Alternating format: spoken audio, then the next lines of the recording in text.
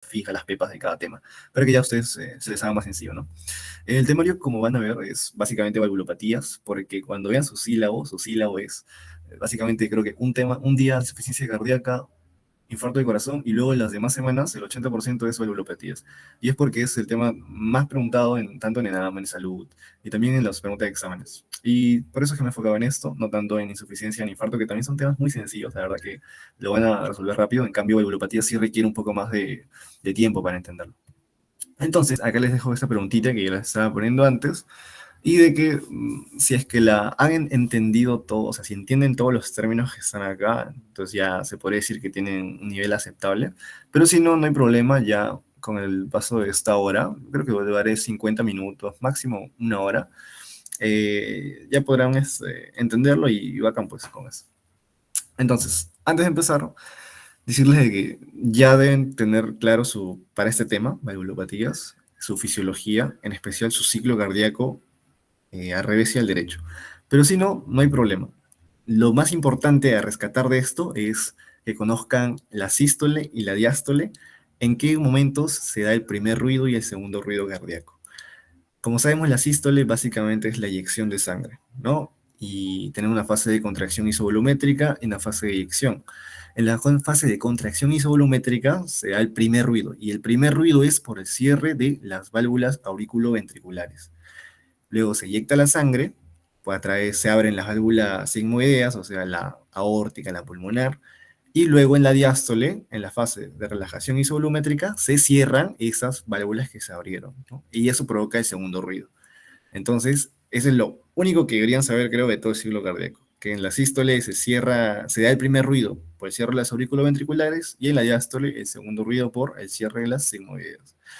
Y entonces, si lo resumimos en este pequeño gráfico, que es un fonocardiograma, que es lo que vamos a usar durante toda la exposición, y también lo van a ver bastante en sus libros, en el Argente, en el Suros, donde sea, van a ver este gráfico, es de que el primer ruido, la primera válvula en cerrarse, es la mitral, y luego la tricuspidia, representado ahí con las letras M y T, ¿no? Y luego, ya en la diástole, el segundo ruido, la aórtica es la primera que se cierra, y luego la pulmonar.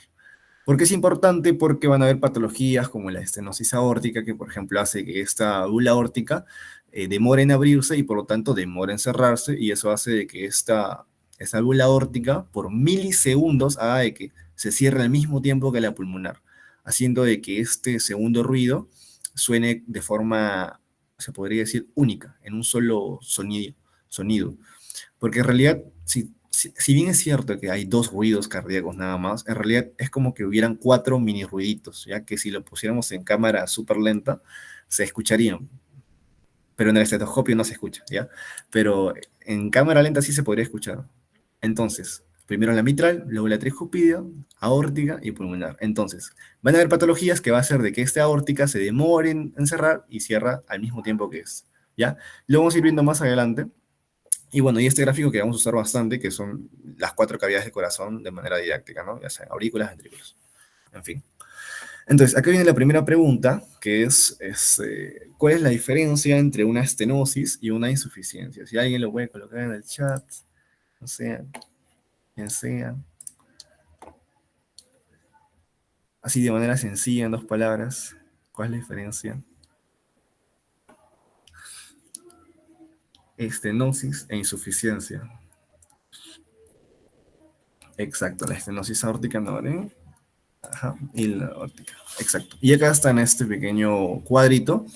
Estenosis no abre y la insuficiencia no cierro bien la válvula. Y eso es básico que lo sepan, y yo en semio me lo acordaba como la mnemotecnia del A, E, I, O, U, ¿no? Estenosis no abre e insuficiencia no cierro bien. Ya, además, las estenosis, todas, absolutamente todas van a ser crónicas. En cambio, las insuficiencias pueden ser crónicas o agudas. Y también te acuerdas porque insuficiencia, acuérdate que hay insuficiencia respiratoria aguda, insuficiencia renal aguda, etcétera. Entonces, insuficiencia aguda y crónica, estenosis crónica. Además, otro datito ya de más nivel que les podrían preguntar así, es de que las estenosis, al no abrir, vamos a colocar de ejemplo la estenosis mitral, al no abrir la válvula, entonces la cavidad superior a esta va a tener que hacer más fuerza para meter sangre hacia la otra cavidad. Por ejemplo, la mitral. la aurícula izquierda está haciendo muchísima fuerza para vencer esa apertura ineficiente y meter sangre al ventrículo. Entonces, ¿eso qué va a hacer? Que con el tiempo, esta aurícula izquierda se hipertrofie y, bueno, crezca. Entonces, las estenosis hacen crecer la cavidad superior a esta, ¿no? La estenosis mitral en este caso hace crecer la aurícula izquierda. En cambio, las insuficiencias hacen crecer ambas cavidades, tanto la de arriba como la de abajo. ¿Por qué? Bueno, si hacemos el mismo ejemplo de insuficiencia mitral, como esta válvula no cierra bien, cuando llegue la sístole, el ventrículo izquierdo va a lanzar sangre, sí, al cuerpo, pero también va a mandarlo hacia arriba. Entonces va a empezar esta cavidad va a recibir bastante sangre y por lo tanto se va a dilatar. Y esta cavidad también va a recibir más sangre, tanto de la que lanzó en el ciclo anterior y se quedó hacia arriba, como la que otra vez le debería caer, ¿no? Más adelante voy a explicar fisiopatológicamente exacto, pero para que sepan eso. ¿Ya? Para empezar, estenosis e insuficiencias no abre, hipertrofia la cavidad de arriba esta y es crónica. Insuficiencias no cierra, hipertrofia ambas cavidades y puede ser crónica o aguda. Bacán. Y ahora, acá viene la pregunta de por qué se origina un soplo. Y para entender por qué es que se origina un soplo, es que conocer el flujo sanguíneo normal. Lo normal es de que el flujo sea laminar. Laminar significa que todo sea, en palabras sencillas, derechito, que no haya nada que lo obstruya, entonces la sangre corre de un lado a otro, ¿no? La aurícula izquierda, por ejemplo, pasa hacia el ventrículo izquierdo sin ninguna complicación. En cambio, cuando hay una válvula que está dañada, entonces mira cómo es que en vez de ser todo derechito, mira cómo es que se pone tortuoso, turbulento, ¿no? Entonces, ese flujo ya no es laminar, recibe un nombre que es flujo turbulento. Esa turbulencia ha sido producto de esta válvula dañada cuando el flujo pasa de esta cavidad a otra. Y eso, cuando tú colocas el estetoscopio exactamente ahí, vas a escuchar ese sonido de este flujo turbulento pasando. Y ese es el soplo. Entonces, cuando te pregunten en tus rotaciones qué es un soplo, es el flujo sanguíneo turbulento pasando a través de una válvula dañada. Puede ser estenosada o está con insuficiencia. Esa es la respuesta, ¿ya? Que la hacen bastante. Entonces, si ya entendiste esto, ahora vamos a entender cuándo es que se habla de un soplo sistólico, soplo diastólico, soco en foco mitral, telesistólico, o sea, esos nombres raros que debes haber escuchado, y que acá sí quiero que me prestes muchísima atención porque acá viene ya la real fija, la real pepa, ya, que es esto de acá. Vamos a colocar de ejemplo que tenemos una estenosis aórtica, ¿ya? Y como dijimos, la estenosis es de que la válvula no abre. Entonces, si la válvula no abre, vamos a suponer que es estenosis aórtica, ok, no abre. Entonces, yo me pongo a pensar, ¿en qué momento del ciclo cardíaco mi válvula aórtica debería estar abierta? Debería estar abierta en la sístole. Y justo este gráfico de acá lo menciona. En la sístole está abierta, check de abierto, la aórtica y la pulmonar, y cerrada la mitral y la tricuspidia, ¿cierto? Entonces, si en mi sístole debería estar abierta mi válvula aórtica, si es que hay un problema, o sea, de que no se abre correctamente, entonces cuando yo coloque el estetoscopio acá, se va a escuchar ese soplo en la sístole. En cambio, pongamos el otro ejemplo, en la insuficiencia aórtica. Dijimos de que insuficiencia era de que no cerraba bien.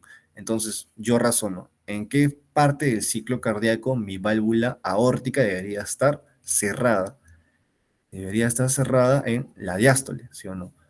Entonces, ahí, justo en ese, cuando coloque el estetoscopio ahí, ahí se va a escuchar el soplo en la diástole, porque es cuando debería estar cerrada, pero no está cerrando bien. Entonces, en ese momento está pasando el flujo turbulento. Y eso es lo que quiere decir este cuadrito de acá, que es en la estenosis aórtica yo voy a tener un soplo sistólico. ¿Por qué? Porque en la sístole mi válvula aórtica debería estar cerrada, pero no lo está. Entonces, ese flujo turbulento está pasando y se forma. De igual manera en la insuficiencia. Si no quedó claro, a ver con este otro ejemplo de acá, que menciono. Ponemos de ejemplo la estenosis mitral. De nuevo, la estenosis, ¿qué significa? De que no abre. ¿En qué parte del ciclo cardíaco debería estar abierta mi válvula mitral? En la diástole, para permitir que esta sangre de las aurículas pase a los ventrículos, ¿sí o no? Ya, entonces, como debería estar abierta en la diástole, pero no se puede abrir porque está estenosada, entonces está sucediendo un flujo turbulento a través de esa válvula. Ese flujo turbulento es igual a soplo. Entonces, sería en este caso un soplo diastólico, porque estoy en la diástole, en un foco mitral. Eso es lo que quiere decir acá. De igual manera, en la insuficiencia mitral, insuficiencia significa de que no cierra. Entonces, ¿en qué parte del ciclo cardíaco debería estar cerrada esa válvula? En la sístole. Entonces, ahí justo en la sístole está ocurriendo ese flujo turbulento, colocas el estetoscopio y se escucha el soplo. Ya. Si es que no, yo creo que está claro, pero de todas maneras lo he resumido acá a estos pasos que deberías seguir cuando tengas una patología de estas. Ya, lo que acabo de decir lo he escrito acá, que es, cuando tengas una patología en el examen, pongamos de ejemplo, estenosis aórtica, vas a pensar en ese orden de pasos si es que estenosis significa que la válvula no abre o no cierra. En este caso, estenosis no abre. Entonces razonas en qué parte del ciclo cardíaco debería estar abierta esa válvula aórtica, en la sístole. Conclusión, en la estenosis aórtica hay un soplo sistólico. De esa manera lo razonas. Y eso lo vas a razonar con todas las valvulopatías. Este es el cuadrito en el cual está qué tipo de soplo debería haber en cada una de estas. Lo puedes memorizar, sí, pero, o sea, sí lo puedes memorizar. Y con eso sacas bastantes preguntas de examen, en realidad. Pero si lo razonas de esta manera, con estos pasos, acá un mes, 2 meses, cuando termine el semio, cuando ya es media interna, vas a ver de que esto, o sea, ni siquiera vas a tener que otra vez memorizarlo, porque ya lo vas a entender, ¿ya? De todas maneras, ahí está la grabación para que otra vez lo escuches. En fin. Luego, hay las maniobras que debes haber leído, maniobra de Rivero Carballo, de Valsalva, de en cuclillas, inspiración, expiración, cuál te aumenta, disminuye el soplo. Lo que tienes que saber son estas 6 de acá, ¿ya? Las maniobras que te aumentan soplo son todas aquellas que te aumenten el retorno venoso, o sea, que lleguen más sangre a la aurícula izquierda, a la aurícula derecha. ¿Por qué? Porque si yo tengo un flujo turbulento de por sí, ¿ya? Pero a ese flujo turbulento le meto incluso más sangre, o sea, le meto más flujo, entonces ese soplo va a sonar muchísimo más fuerte. Entonces, cualquier maniobra, por ejemplo, tú levantas las piernas, llega más sangre a través del lado venoso hacia la aurícula. Eso va a aumentar el soplo. Yo me pongo de cuclillas. Al ponerme de cuclillas, como que colapsan todas las venas de las piernas, o sea, es como si estuvieras estrujando ahí las piernas, y eso hace de que llegue más sangre a las aurículas. Por lo tanto, aumenta el soplo. Y la inspiración hace un mecanismo distinto, pero también aumenta el retorno venoso. Y las que maniobras disminuyen el soplo, Valsalva. ¿Por qué? Porque cuando tú pujas, por cierto, Valsalva es, por ejemplo, cuando tú pujas, ¿no? Pujas, toser, eso es Valsalva. Estás empujando los músculos contra la vena cava inferior. Y al aplastarlo, la vena cava, entonces ya no regresa tanta sangre. O sea, disminuye ese retorno venoso. Y hay menos flujo turbulento y por lo tanto el soplo se escucha menos, ¿no? Bipedestación y expiración, que son las cosas contrarias a la anterior. Y bueno, eso sí son preguntas fijas de examen, o sea, qué maniobras aumentan el soplo, qué maniobras disminuyen el soplo, deberías saberlo. Y una acá que es ya muy datera, o sea, creo que ya demasiada datera, pero podrían preguntarlo así, si profesor es desgraciado, es de que hay una valvulopatía que más bien aumenta con el soplo, con la maniobra de Valsalva. Y esa es una insuficiencia mitral, pero por prolapso de una válvula mitral, o sea, por causa de esta. Ya más adelante te voy a decir qué es, pero para que vayas sabiendo. Ya es datera, pero podría venir, ¿ya? Y bueno, en resumen, en estos 15 minutos, 10 minutos, te he querido decirte lo básico, resumen de valvulopatías, lo que deberías saber para entender luego las patologías, ¿ya? Conclusión, estenosis e insuficiencia. Estenosis no abre, insuficiencia no cierra. La estenosis hipertrofia la cavidad de arriba, la insuficiencia ambas cavidades. La estenosis puede ser crónica, en cambio la insuficiencia crónica o aguda. Y estas de acá. Ok, en base a eso, ahora sí vamos a entrar a las valvulopatías como tal. La estenosis aórtica, insuficiencia aórtica, etcétera, pero del lado izquierdo. La aorta y la mitral son las más importantes que tienes que estudiar en valvulopatías. No estudies del lado derecho porque no viene. O sea, sí viene, pero va a ser preguntas muy reducidas, porque los pacientes que más abundan son las que tienen valvulopatías del lado izquierdo, o sea, aórtica y mitral. Así que tú deberías enfocarte todo en esas 4 valvulopatías, nada más. En especial la aórtica y estenosis mitral, ¿va? En esos dos.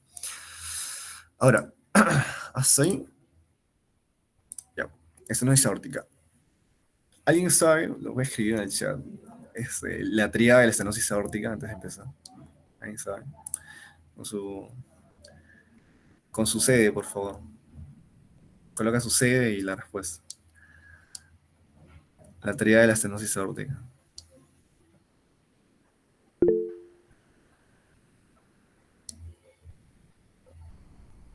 Es angina. Ya. Dolor torácico o sea angina. Ya, está bien. Gustavo Carrera. Ya, sí, eso es cierto. La estenosis aórtica tiene esa triada ya, de estenosis, de síncope, angina y disnea. ¿Ya? Bacán. Lo que tienes que saber de estenosis aórtica, para empezar, es de que su etiología va a ser dependiendo si la persona es adulta mayor o si es joven. Si es mayor, lo más frecuente para que una válvula no se abra, porque recuerda que estenosis no abre, ya es por degeneración, por calcificación. Esa válvula se ha calcificado. ¿Por qué? Por el paso de la edad. Simplemente es algo, se podría decir entre comillas, fisiológico, que hace que esa válvula ya pierda su funcionalidad con el paso del tiempo. Y es la causa más común de estenosis aórtica, ¿ya? La más común. ¿Puede presentarse en personas jóvenes? Sí. ¿Por qué? Por válvulas bicúspides. ¿Qué significa? La válvula aórtica tiene 3 valvas, pero hay personas que por defectos congénitos pueden nacer con únicamente 2 valvas. Eso, con el paso del tiempo, va a generar una estenosis aórtica. Es una causa. Otra causa, fiebre reumática. También puede presentarse en personas jóvenes y sería una causa de estenosis aórtica. Esas 3 de memoria, porque viene. Y fiebre reumática en especial, porque fiebre reumática vas a ver lo que es un común en todas las valvulopatías. Casi todas tienen como causa fiebre reumática. ¿Ya? En fin, ¿qué sucede en la estenosis aórtica? Como esta válvula no abre, mira, no abre, no puede abrir, entonces el ventrículo izquierdo va a tender a hipertrofiarse, o sea, va a tender a meter más presión para vencer a esa válvula que no quiere abrir. Eso con el tiempo va a generar hipertrofia y como mira, ves acá esta imagen de acá, esto sería entre comillas un corazón normal y este sería un corazón que ha hecho hipertrofia. Mira, cómo es que crece el músculo y si bien es cierto, ya tienes la suficiente fuerza para vencer a esa válvula que no quiere abrir, pero ahora ya no tienes suficiente espacio para la sangre. Entonces, ahora tienes otro problema. Y como tienes poca sangre para eyectar, ahora no le va a llegar suficientemente sangre al cerebro, al corazón, a los tejidos periféricos, y eso va a generar los síntomas. Como tienes tan poca sangre, cuando hagas ejercicio, ¿qué va a suceder? De que no le va a llegar sangre al cerebro y eso va a generar un síncope.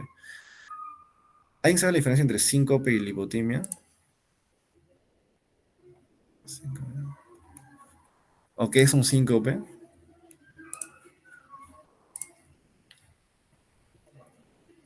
Así, en palabras así.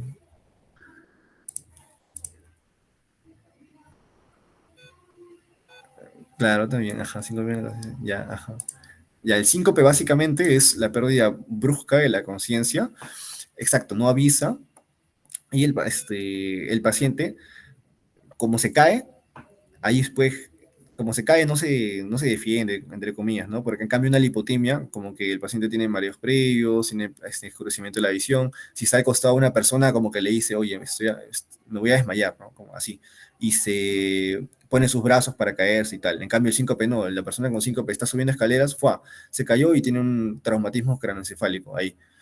Y después de eso ya recupera el conocimiento y no se acuerda de lo que pasó. En cambio, la lipotimia sí. ¿Ya? Entonces, eso sucede. La estenosis aórtica es un síncope. Tiene un síncope porque es una hipoperfusión cerebral producto de esta hipertrofia, en el ejercicio en especial. ¿A dónde más no le va a llevar la sangre? A los vasos sanguíneos. Pues. Y si no le llega a los vasos sanguíneos, pues, genera angina. Además, como está llevándole tan poca sangre, mira la poquísima sangre que tiene este corazón, le llega a los tejidos, al brazo, a las manos, entonces el pulso también va a ser bien bajito, pues porque hay poca cantidad de sangre. Entonces el pulso se dice que es de baja amplitud. Esa baja amplitud se conoce como parvus. Y también llega de forma retrasada porque está demorando en llegar y eso se dice tardus. Entonces es un pulso parvus tardus y eso es una fijaza de examen, esas acá. Y obviamente tiene disnea por esta congestión pulmonar que luego va a generar. Entonces, en conclusión, tenemos de que la estenosis aórtica tiene una triada clásica de disnea, angina y síncope. Y ya sabes por qué, por esta hipoperfusión. Y tiene como signo un pulso parvus tardus. Y ya sabes por qué es, ¿no? Porque esa poquísima sangre del corazón está llegando, hace una amplitud disminuida, y llega tarde por esto de acá, retrasado. ¿Cómo lo ves semiológicamente? O sea, con el paciente ya como tal. Pues colocas tu estetoscopio en el corazón y al mismo tiempo mides el pulso. Y vas a ver de que lo normal sería de que cada latido del corazón al mismo tiempo sientas el pulso. Pero, como este paciente tiene estenosis aórtica, vas a escuchar el latido y después de unos milisegundos, o sea, un ratito, ¡pum!, ahí recién sientes el pulso. Entonces el pulso se siente retrasado.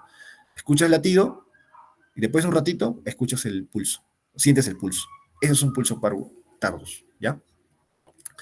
Y bueno, ahora, lo más importante, que, o sea, esto sí, también es importantísimo, pero eso también, que es el soplo. ¿Cómo va a ser el soplo? ¿En qué momento tiene que eyectarse la sangre a través de la válvula aórtica? En la sístole, pues. Entonces, por eso, ese soplo va a ser sistólico.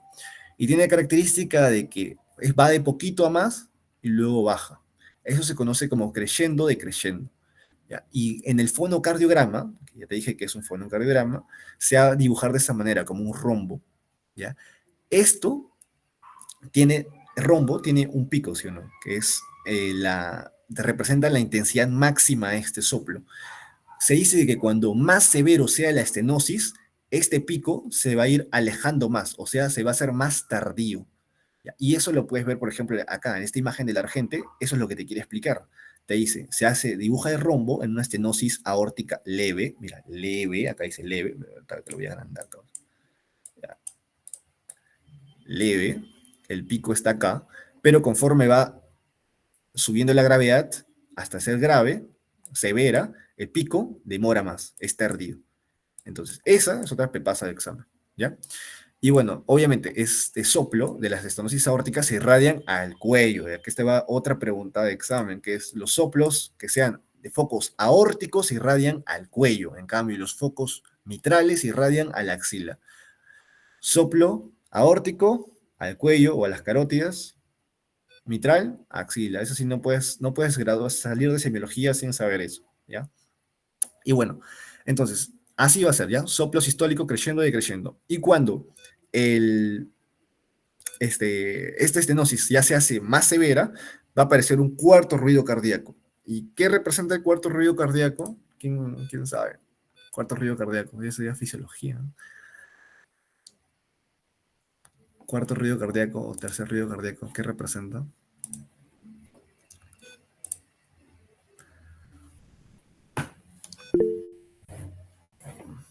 Exacto, la contracción auricular. Una contracción auricular fuerte, enérgica, contra un ventrículo izquierdo que está hipertrofiado, que está rígido. Este ventrículo izquierdo está totalmente rígido. Entonces, la aurícula izquierda va a ser una contracción enérgica, fuerte, para meter sangre acá. Ese es el cuarto ruido cardíaco, ¿ya? La contracción auricular contra un ventrículo izquierdo que está totalmente rígido y no quiere distenderse. Bacán. Ahora, esto de acá es lo que deberías saber de memoria. O sea, para el examen te llevas esto así, ¿ya? Lo pegas en tu pizarra, en tu cuaderno, no sé, en tu cama, lo que sea. Pero también vas a ver de que vas a poner otros signos semiológicos, que son de acá, que son de menos importancia, sí, pero lo podrían preguntar como algo datero, que es la disociación estereoacústica de Gallavardín. ¿Qué es esto? Básicamente es de que cuando tú escuches en el foco aórtico, tu soplo va a ser rudo, que es lo normal, pero este soplo también se puede escuchar en el foco mitral. Y si se escucha en el foco mitral, va a ser de un timbre musical. Eso quiere decir la estereoacústica de Jabardín. ¿Cómo se escucha? No sé. Otra cosa que puedes escuchar es el segundo ruido, que va a ser único y suave. Y eso es lo que te estaba diciendo al comienzo, ¿ya? Hay patologías, recuerda, lo normal que es, lo voy a explicar. Lo normal que es, que primero se cierra la mitral, luego la tricuspidia, esto hacen el primer ruido, y luego se cierra la aórtica y la pulmonar. Y esto hacen el segundo ruido. Pero ¿qué sucede en la estenosis aórtica? La estenosis aórtica, como esta válvula está demorando en abrir, también va a demorar en cerrar un poquito. Entonces, ese ligero retraso de milisegundos hace de que la pulmonar se cierre al mismo tiempo que la aórtica. Y eso va a generar un segundo ruido único y suave. Como dice acá, por retraso el cierre de la válvula aórtica hace que aórtica y pulmonar suenen al mismo tiempo. Ok, listo. Pero ¿qué pasaría si esto se hace incluso más severo? Esa aórtica se demora tanto en abrir que obviamente se va a demorar más en cerrar. Entonces, ahora la aórtica va a sonar después que la pulmonar. Entonces, si te das cuenta, se está desdoblando. Entonces, ya tendrías, entre comillas, los cuatro ruidos del comienzo, y sería normal, ¿no? Pues no, porque está normal, entre comillas, sí, pero ahora la aórtica está sonando después que la pulmonar. Y lo fisiológico que era que suene primero la aórtica y después la pulmonar. A eso se conoce como desdoblamiento, pero paradójico, ¿ya? Desdoblamiento paradójico. Algo datero que sí podrían preguntar, la verdad. Sí, por eso es desgraciado.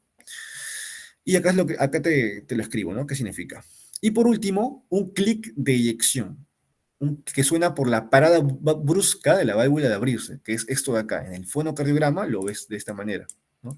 Justo en el momento que se abre esa válvula estenosada, suena un clic, un sonidito. Eso en la estenosis aórtica. Y acá te doy otra fijaza, otra pepa, que para que saques varias preguntas de examen, incluso ha venido recientado, es los clics suenan en la sístole. En cambio, los chasquidos suenan en la diástole. ¿Ya? Te repito, clic, sístole, chasquido, diástole. Y yo me acuerdo también, yo me acordaba porque clic suena como que es el clic del mouse, ¿no? Es algo rápido. Y recuerda que en la sístole es la fase de eyección, lo más rápido. Bota sangre. Entonces me acordaba por eso. En cambio, chasquido como que demora, tienes que hacerlo con el dedo, eso es un chasquido, ¿no? O sea, demora un poco. En cambio, clic no, solamente das un clic y ya listo. Ya, en fin. En resumen, estenosis aórtica, mira, lo he colocado todo en esta PPT, chiquito, como para que lo puedas imprimir, ¿ya? Ya sabes, estenosis aórtica, joven, válvula bicúspide, fiebre reumática, adulto mayor, por degeneración por calcificación, su teoría es disnea, angina, síncope y sus signos semiológicos. Y ahora sí, ¿cómo te lo colocarían en una típica pregunta, caso clínico, que no puedes olvidar, ha venido en todos lados y te va a venir sí o sí? Por ejemplo, un varón de 80 años que es traído por familiar porque refiere que se desmayó en la calle, luego de haber subido escaleras, golpeándose la cabeza y luego a los minutos recobró el conocimiento. ¿Qué te narran? Te narran un síncope. Al examen físico tiene un soplo sistólico en el segundo espacio intercostal derecho. ¿Qué es esto? Soplo sistólico en segundo espacio intercostal derecho es un foco aórtico. Y ya sabes que el soplo sistólico es de la estenosis aórtica. Ya sabes. Y encima se irradia el cuello. Ya, pues, regalado. Pulso parvus tardus. Choque de punta desplazado del sexto espacio intercostal izquierdo. ¿Qué significa esto? No sé si alguien sabe cuál es lo normal, el choque de punta normal, fisiológico. ¿Dónde debería estar? ¿En qué espacio intercostal? Exacto, en el quinto espacio intercostal, línea para esta, línea medio clavicular. Entonces, si te dicen que el choque de punta está desplazado, ¿qué significa? De que este corazón está crecido, de que este ventrículo izquierdo está crecido. Este ventrículo izquierdo de acá está crecido. Y eso se puede palpar semiológicamente. Ya. Y te lo confirma con un ecocardiograma, ¿no? Que muestra hipertrofia ventricular izquierda severa. Y refiere además que hace meses ya sentía disnea y dolor precordial al hacer esfuerzo físico, o sea, angina. Entonces te cubren las triadas, síncope, angina y disnea. Y encima un soplo sistólico en el segundo espacio intercostal. ¿Cuál es la valvulopatía más probable? Estenosis aórtica al ojo. Ya es al ojo, tienes que sacarlo así. Es el típico caso clínico que te va a venir. Y ahora, acá viene la siguiente pregunta, ya para ustedes, que ya, bueno, ya lo han respondido, ¿no? Que es, la teoría de la estenosis aórtica es angina, síncope y disnea. Acá. Esto de acá, el soplo de la estenosis aórtica, ¿qué características tiene? ¿Qué clave? Acá. El soplo de la estenosis aórtica. Ah, exacto. Sistólico en creyendo decreyendo, la forma de rombo. Bacán. Esta otra vez, esta sí no la sacan. No lo he dicho. ¿Cuál es el orden de aparición de los síntomas de la estenosis aórtica?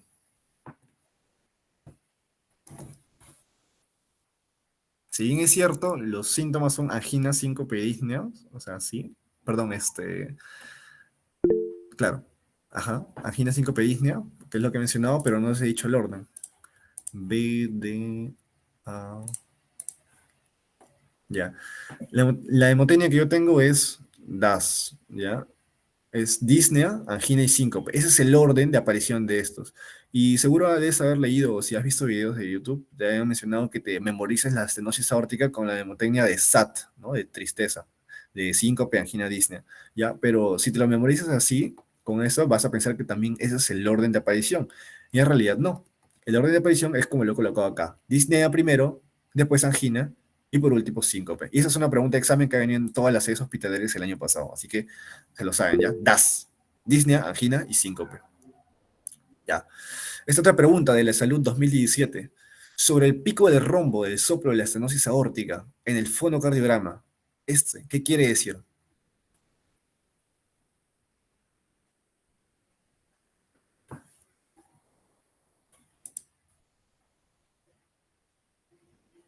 B, que mientras más cercano esté el segundo ruido cardíaco, indica mayor severidad de la estenosis. Exacto, y lo coloqué acá, ¿verdad? Este ruido acá está en emergente y te va a venir. Mientras más cercano esté este pico al segundo ruido cardíaco, peor es el pronóstico, indica severidad. Okay. Recuerda que el cuarto ruido cardíaco aparece también cuando es severo, ¿ya? Y representa la contracción auricular enérgica contra ese ventrículo que está totalmente rígido. Acá. Este otro acá. Este sí es más, más buscado, más rebuscado. Residentado médico 2021. Paciente joven con antecedente de válvula aórtica bicúspide. Es traído a emergencias por familiar por síncope. Refiere que hace meses ya presentaba disnea y angina al esfuerzo físico, la tríada clásica. ¿Qué hallazgo esperaría encontrar en el examen físico? Te la dejo ahí para que pienses ahí unos segundos.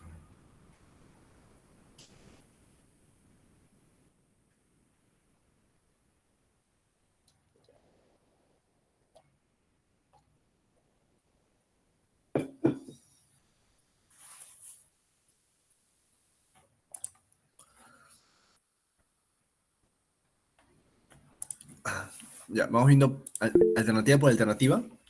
Ya. Tiene una estenosis aórtica. Choque de punta en el quinto espacio intercostal, línea parasternal izquierda. Eso significaría de que tu corazón está en el tamaño normal, y eso es falso, ¿no? El hipertrofia ventricular izquierda hace desplazar el choque de punta. Soplo diastólico en creciendo decreciendo en foco aórtico. Si bien es cierto, tiene creciendo decreciendo, pero el soplo es sistólico, no sería. Soplo irradiado a axila izquierda, falso. Te dije que los soplos que se irradian a la axila son los del foco mitral, mientras que los de los focos aórticos se irradian al cuello. Pulso retrasado y de alta amplitud es de baja amplitud. Sí es retrasado, pero es de baja amplitud. Pulso parvus tardus. Y el clic de eyección, exacto. Te dije que el clic de eyección era, ¿por qué? Por las válvulas estenóticas al momento de abrirse, ¿no? El clic de eyección, acá está. Suena por la parada brusca de la válvula al abrirse. Ok, y te acuerdas que te dije clic es sístole y chasquido diástole. Esa no te puedes olvidar. Fijaos de examen, ya, fijaos. Y por último, residentado médico del 2016, no es causa de estenosis aórtica, sería la clave. Fiebre reumática sí es en la edad joven. Calcificación valvular por la edad también es en las personas mayores. Válvula aórtica bicúspide también es en las personas jóvenes. Y dilatación de la raíz aórtica sería la falsa. Ok. Entonces, ese en resumen, es todo esto que te acabo de mencionar, no sé cuánto demoró, 10 minutos creo, es todo lo que deberías saber sobre estenosis aórtica. Y estas de acá son las posibles preguntas que te podrían hacer en el examen, ¿ya? Y lo más yuca sería en realidad este caso clínico de acá, que lo resolviste, es lo que te he enseñado ahí, plasmado, ¿ya? Acá. Ahora la siguiente patología es la estenosis mitral. Esta, tienes que saber, su etiología es la fiebre reumática, a la cabeza. Acá ya no hay edad, no. Acá no hay clasificación porque se hace adulto mayor, no, no, no, no. Acá es fiebre reumática, es la única que deberías saber. ¿Y qué sucede? Básicamente, como acá estenosis mitral no abre la válvula mitral, entonces la aurícula izquierda va a empezar a tener más sangre acumulada acá, ¿sí o no? Porque no puede vencer esta sangre, no puede pasar de la aurícula izquierda al ventrículo izquierdo. Entonces, esta sangre va a empezar a retroceder, va a ser un flujo retrógrado. Y va a llegar hacia dónde? Hacia los capilares pulmonares. Cuando llegue a estos capilares pulmonares, la sangre se va a extravasar y va a ir hacia el alveolo. Esto es un alveolo, por si acaso. ¿Ya? Se va hacia el alveolo. ¿Y esto cómo se llama? Edema pulmonar. El edema pulmonar es cuando la sangre se extravasa de los capilares pulmonares a los alveolos. Y si hay edema pulmonar, ¿qué va a generar? Disnea, obviamente. Ahora, ¿qué sucede? De que hay tanta sangre acumulada acá en los vasos pulmonares que se pueden romper. Con el esfuerzo, con la tos, lo que sea, se rompe, ¿ya? la gente menciona que se rompe específicamente las venas bronquiales, ¿ya? No interesa, lo importante es que se rompen y eso genera hemoptisis. Entonces, ahí ya tienes tus dos síntomas clásicos de la estenosis mitral. ¿Qué sucede? De que como hay tanta sangre acá en la aurícula izquierda, esta aurícula va a empezar a distenderse para aguantar tanta sangre, ¿ya? Y eso va a generar una hipertrofia, pero la hipertrofia va a ser excéntrica. Esa es muy distinta a la estenosis aórtica. La estenosis aórtica comenzaba con una hipertrofia concéntrica. Acá es excéntrica. Se empieza a distender la aurícula. Hay tanta sangre acá que se empieza a hipertrofiar. En fin, ¿qué sucede? De que como la sangre está acá acumulándose, acumulándose y acumulándose y no puede pasar a este lado, se va a empezar a coagular. Y se coagula en especial formando un trombo.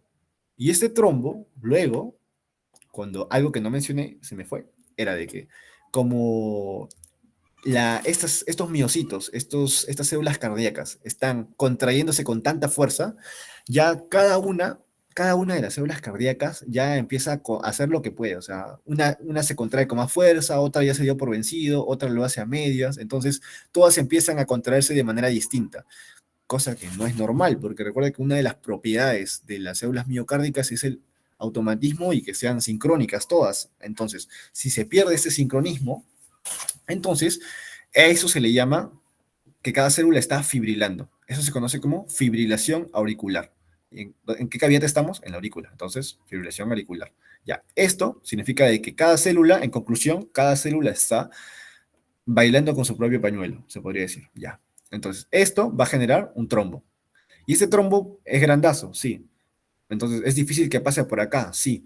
Pero en alguna de esas contracciones que hace, que está fibrilando, va a pasar. Y si pasa de la aurícula izquierda al ventrículo izquierdo, ¿a dónde crees que se va a ir? Una vez que llega al ventrículo izquierdo, el ventrículo izquierdo bota sangre a todo el cuerpo, ¿sí o no? Puede ir al cerebro, puede ir al vaso, puede ir al hígado, puede ir al intestino, o sea, puede generar infartos en cualquier lugar del cuerpo. Una fibrilación auricular puede generar infartos en cualquier lugar del cuerpo, excepto en los pulmones. ¿Por qué? Porque los pulmones recuerda que es circulación derecha, del lado derecho. En cambio, esta es circulación izquierda. ¿Ya? Esa es otra pregunta también buena de examen. En fin, entonces, esta fibrilación auricular, por el crecimiento excesivo de la aurícula izquierda, me va a generar tromboembolismos. Y ahí viene esa triada de la estenosis mitral. Tiene disnea, hemoptisis y embolismos. Y es el típico paciente joven que te va a venir por esas causas.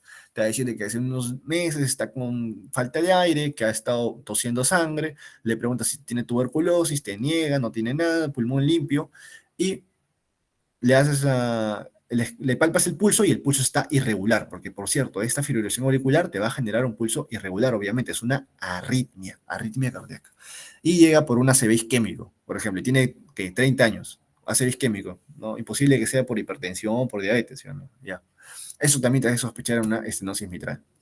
Todo eso que acabo de decir, lo he escrito acá, ¿ya? En la patogenia de la estenosis mitral. Lo puedes leer después. Lo de amarillo es lo más importante, ¿ya? En fin, examen físico, ¿qué vas a encontrar? Como es una estenosis, no abre bien, no abre. ¿Y en qué momento debería estar abriendo mi válvula mitral? En la diástole para permitir el paso de sangre. Entonces coloco el esteto y se escucha un soplo diastólico. Y esta vez es al revés. El soplo es en decreciendo, creciendo. Va de más a menos y luego vuelve a crecer. Es en foco mitral y lo que te dije, irradiado a la axila. Los focos mitrales, los soplos mitrales irradian a la axila, los soplos aórticos a las carótidas o al cuello. Listo. Y acá vienen las preguntas que hacen a cada rato en todos los exámenes. Los componentes de este soplo. ¿Ya? Este soplo, ¿te acuerdas que el aórtico tenía su rombito? ¿Ya? Este no tiene rombo, este tiene tres partes. Un chasquido de apertura, que ya te dije, chasquido, mira, qué coincidencia, ¿no? Justo en la diástole, chasquido diástole.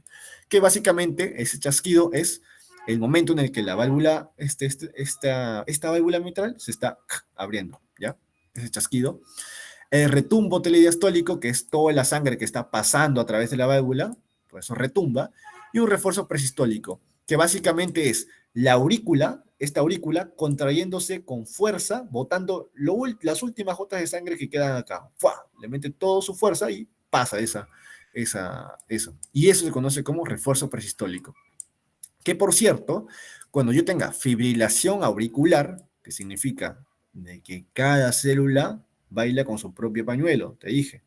Entonces, si cada célula del corazón baila con su propio pañuelo, eso significa de que mi aurícula ya no se va a contraer enérgicamente, ¿sí o no? Entonces, si ya no se contrae enérgicamente todas en conjunto, ¿qué refuerzo presistólico va a tener? Pues? Si no, no me estoy contrayendo todo junto. Entonces, por eso es de que se pierde el refuerzo presistólico en la fibrilación auricular. Esa es pregunta de examen, ¿ya? Listo. Conclusión, esos tres de ahí. Y ahora, acá está el fonocardiograma que te coloca el argente, que mira qué bonito cómo te coloca, te repito, mira, chasquido de apertura, te lo ponen con siglas, CHE AP, chasquido de apertura. En una estenosis mitral leve está más o menos ahí, ¿no? A la mitad. Pero mientras más severo se va haciendo, va acercándose al segundo ruido cardíaco. Igualito que la estenosis aórtica, ¿te acuerdas que su pico tardío, mientras más severo era, se acercaba al segundo ruido? Acá igualito, el chasquido de apertura, mientras más severo sea, más se acerca a este segundo ruido cardíaco. Esa es otra pregunta que examen que te van a hacer. ¿Ya? Listo. Ah, y por último, hay algo que he leído por ahí, que es el soplo de Graham-Still, que básicamente ese soplo no pertenece como tal a la estenosis mitral, o sea, no te lo hace, ¿ya? ¿Cuándo aparece este soplo de Graham-Still? Aparece cuando esa estenosis mitral, por mecanismos ya fisiopatológicos, hace de que también comprometa el pulmón y hace hipertensión pulmonar. Y esa hipertensión pulmonar te produce insuficiencia de la válvula pulmonar. Y esa insuficiencia de la válvula pulmonar se llama soplo de Graham-Still. Entonces, el soplo de Graham-Still no pertenece como tal a la estenosis mitral, sino a ese soplo de la insuficiencia pulmonar producto de esta complicación de hipertensión pulmonar por estenosis mitral. En fin, en resumen, tú aprendes esto de acá, ¿ya? Soplo diastólico con chasquido, retumbo y refuerzo presistólico. Pero si lees soplo de Graham-Still, ya sabes que es por eso, ¿no? Una complicación. Y ahora, hay otros síntomas y signos que vas a ver cuando vayas leyendo, que son estos de acá. Te van a colocar de que el S1, o sea, el primer ruido cardíaco, es fuerte. ¿Y por qué es fuerte? Porque recuerda que el primer ruido cardíaco es por el cierre de las válvulas auriculoventriculares. Entonces, este cierre está siendo fuerte porque justamente se está cerrando bruscamente, ¿no? El soplo de Graham-Still que ya te dije, y, la facies mitral, eso es también importante, lo vas a ver seguro por ahí en una pregunta de examen, que es palidez facial, rubicundez y cianosis en los labios y mejillas, o sea, toda la cara está como anémica, pero tienes ahí cianosis en labios y mejillas únicamente, ya, facies mitral o de Grovizard. Y por último, el síndrome de Horner. El síndrome de Horner es de que esta aurícula izquierda ha crecido tanto, está creciendo tanto que empieza a aplastar al nervio laringeo recurrente, al nervio laringeo recurrente izquierdo. Y recuerda que este nervio se encarga de la fonación, y por eso es que el paciente tiene disfonía. Entonces, pregunta, síndrome de Horner, ¿qué es? Es una disfonía por compresión del nervio laringeo recurrente izquierdo por una aurícula izquierda gigante, que ha aumentado de tamaño y está haciendo esto, ¿ya? En fin, eso es todo lo que quería saber sobre estenosis mitral. Y acá está, en resumen, ¿no? Todo. La triada de disnea, hemoptisis, embolismo, el soplo diastólico con sus chasquidos, retumbo y refuerzo, y esto de acá. Y ahora vienen las preguntas.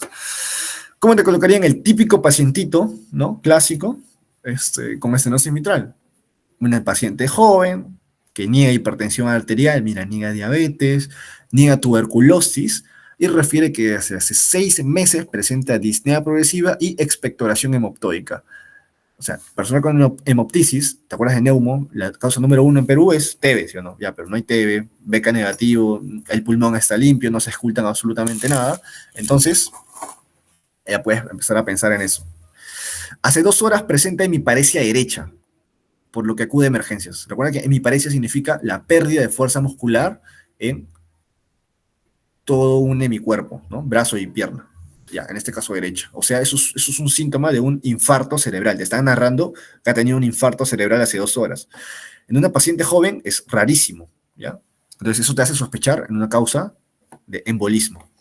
Al examen físico, ruidos cardíacos arrítmicos. ¿Por qué arrítmicos? Porque la fibrilación auricular es una taquiarritmia, te va a generar eso. El pulso va a ser irregular. Pulso deficitario. ¿Alguien sabe qué es el pulso deficitario? No es cuando el pulso central y el periférico no van al mismo ritmo. Exacto. Tú puedes tener 120 latidos cardíacos, pero le palpas el pulso y solamente sientes 70, 60, ¿no? Ese es deficitario, esa diferencia. Ya. Tiene un soplo diastólico en el ápex. El ápex, ¿sabes qué se refieren a? Justamente el quinto espacio intercostal, por ahí, o sea, foco mitral. Cuando una pregunta de examen leas ápex, te están hablando del foco mitral. Soplo diastólico en ápex y crepitantes en bases pulmonares. Estos crepitantes te están diciendo de que básicamente hay edema pulmonar. ¿Ya? ¿Se acuerdan de Neumo, la pizarrita que les hice en Carrión, que era crepitantes en ambas bases pulmonares? Te hablaba de síndrome de condensación por edema pulmonar bilateral, ¿no? Ya. Entonces, este edema, acuérdate que es por fisiopatológicamente por esto de acá, ¿no? Que te había narrado. Retrocede la sangre y congestiona el alveolo. Listo. Y luego te dicen una tomografía cerebral que te confirma el infarto cerebral, ¿no? Entonces, ya sabes, tienes la triada disnea, expectoración hemoptóica y hemiparesia. ¿Cuál es el diagnóstico más probable? Estenosis mitral. Listo. Este es el típico paciente que te va a venir en el examen y en la vida real, así que tienes que sabértelo al revés y al derecho también. Ahora sí, las preguntas para ustedes. ¿Cuál es la considerada la principal causa de estenosis mitral? Pregunta de residentado médico 2015. ¿Cuál es la clave? Exacto, reumática, reumática, reumática. Así tiene que ser, así al toque. Si tú escuchas el estenosis mitral, así te debe salir la fiebre reumática. Listo. La siguiente, es salud 2010. Se debe sospechar estenosis mitral en pacientes que presenten, ¿qué síntomas?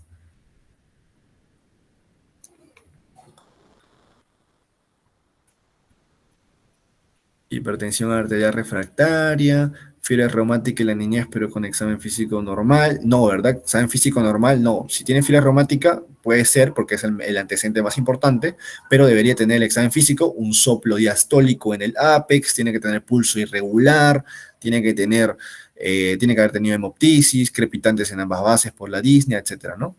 Síncope angina disnea, ya sabes que es la tríada de la estenosis aórtica, no va. El infarto de miocardio tampoco va. Y sería exacto, un paciente con embolismos de origen desconocido, ¿no? Con hemoptisis y disnea. La siguiente, ENAM 2016. La principal complicación de la dilatación de esta aurícula izquierda a causa de la estenosis mitral que genera tromboembolismos es la hipertrofia del ventrículo izquierdo, la fibrilación auricular, la fibrilación ventricular, la taquicardia sinusal o la ortopnea. ¿Cuál te genera tromboembolismo? Exacto, la B. ¿No? La fibrilación auricular te genera tromboembolismo si es a causa de esta estenosis mitral. Por favor, no te olvides, fijasa, examen fibrilación auricular por estenosis mitral. Ya, el soplo de la estenosis mitral. ¿Cuál es la secuencia?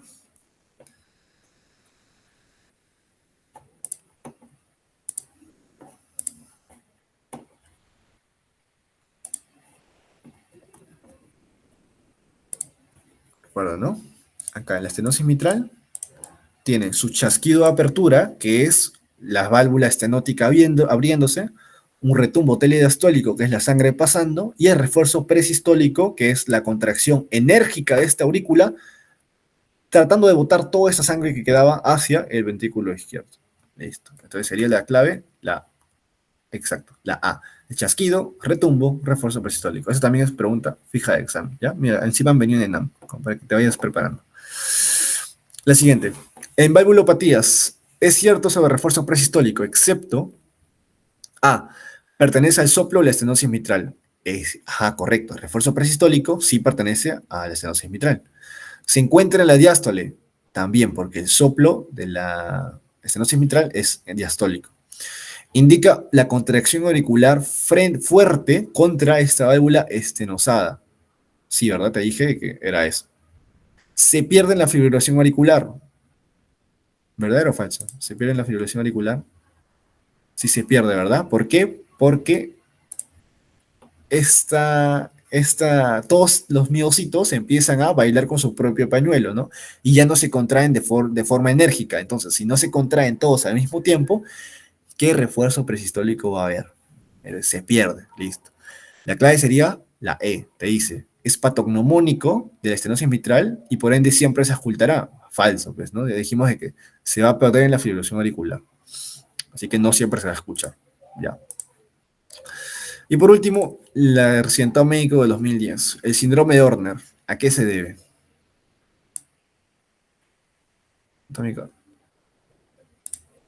¿A qué se debe el síndrome de Horner? Por crecimiento del ventrículo izquierdo que lleva a síncope, no, sabes que eso es por estenosis aórtica, disfagia por esclerosis múltiple, nada, hipertiroidismo mal controlado, nada. Ah, por cierto, un datito que quizás no hayan visto es de que el hipertiroidismo, por si acaso, también puede causar fibrilación auricular, ¿ya? Ahí te lo pueden colocar como diagnóstico diferencial. El hipertiroidismo sí te puede provocar fibrilación auricular, ¿ya? Pero no tiene nada que ver con este caso de las valvulopatías, ¿ya? Bueno, disfonía por compresión del nervio laríngeo recurrente debido al crecimiento auricular izquierdo. Correcto, ese es el síndrome de Horner, ¿no? Y te lo coloqué acá. Es disfonía porque esta aurícula izquierdo ha crecido de tal manera que empieza a aplastar el nervio laríngeo recurrente que pasa por ahí, por detrás. ¿Ya? Provoca disfonía. Bueno, esas son las preguntas que te pueden venir. Y por último, esta de acá, ¿no? Del ENAM 2022. Te dicen, un paciente con antecedente de fiebre reumática en la niñez, ya sabes, de memoria, fiebre reumática, estenosis mitral, al toque.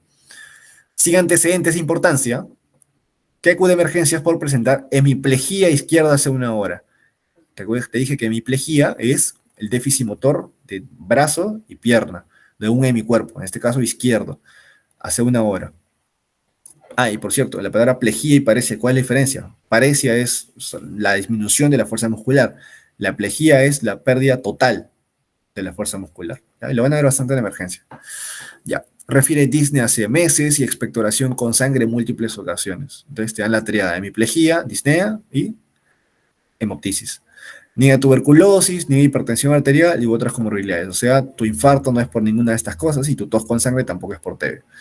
Al examen físico, un soplo. Ah, acá te lo quería colocar como, a ver, ¿cuál es el soplo de la sistólico o diastólico? De la estenosis mitral. Bacán, diastólico. Soplo diastólico en foco mitral y te preguntan qué hallazgo adicional esperarías encontrar en el examen físico. Pulso parvus tardus, sabes que es estenosis aórtica, no tiene nada que ver. Pulso Seller Magnus, todavía no lo vemos, pero te voy adelantando que es de la insuficiencia aórtica. Pulso deficitario, ¿no? El pulso deficitario es el de la fibrilación auricular. Entonces, como este paciente tiene ya un embolismo, no, un infarto cerebral, ha sido por causa de estenosis mitral, pulso deficitario. Listo. Esta de memoria también, ¿eh? Pulso deficitario es igual a fibrilación auricular. Bueno, pulso saltón es también de la insuficiencia aórtica, que después vamos a ver, y el pulso bisfirens, otro de la insuficiencia aórtica, que vamos a ver después. ¿Ya? Conclusión, estenosis mitral, llévate este cuadrito de acá, ¿ya? Esta imagen de acá. La clínica, la etiología fiebre reumática, su fisiopatología y su clínica, lo que tienes que saber de semia. También lo imprimes y te lo grabas. Insuficiencia aórtica. Ya, acá voy a darme un descanso de unos segundos para tomar agua. Y antes de pasar, decirte que esta insuficiencia aórtica ya no es tan frecuente, no te van a venir tantas preguntas de esta, pero tienes que saberlas porque hay algunas cositas que sí son clásicas de esa enfermedad. Y en especial es el tema del pulso. Acá hay un montón de pulsos, un montón de signos, un montón, ¿ya? Y eso tienes que saber. Así que unos segundos mientras tomo agua.